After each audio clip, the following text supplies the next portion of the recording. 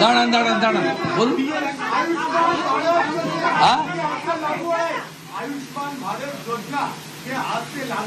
Honourable prime minister साहब का commitment था, बीजेपी का मैनिफेस्टो में था।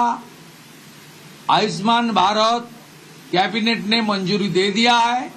बाकी हेल्थ डिपार्टमेंट, सेंट्रल गवर्नमेंट का हेल्थ डिपार्टमेंट के साथ एग्रीमेंट और दूसरे तरीके जो प्रक्रिया करना चाहिए वो प्रक्रिया आज से शुरू हो जाएगी।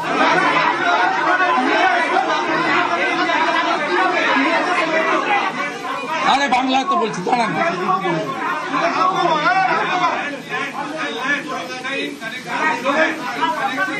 আপনাকে ক্লিয়ার করে দিই, কোনো চালু থাকা সামাজিক প্রকল্প বন্ধ হচ্ছে না। কোন সামাজিক চালু থাকা প্রকল্প, এটা আমরা আমাদের কর্মসূচি মানে প্রচারকালীনও বলেছি। কোন চালু থাকা সামাজিক প্রকল্প সে 30 বছর আগের হতে পারে, 10 বছর আগের হতে পারে, কোনো সামাজিক প্রকল্প আমরা বন্ধ করছি না। আমরা পেপারলেস অফিসও করব।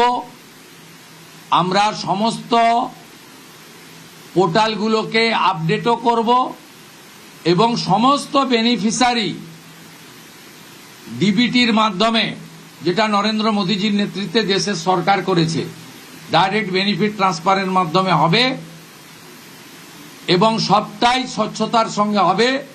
আপনার প্রশ্নের উত্তরে আমি পরিষ্কার বলে দিই, যে স্কিমটার কথা আপনি বলেছেন, আমি শুধু ওই স্কিমটা নয়, চালু থাকা কোনো সামাজিক কল্যাণকর কর্মসূচি বন্ধ এই সরকার করছে না, কিন্তু ট্রান্সপারেন্ট স্বচ্ছতার সঙ্গে সেগুলো হবে।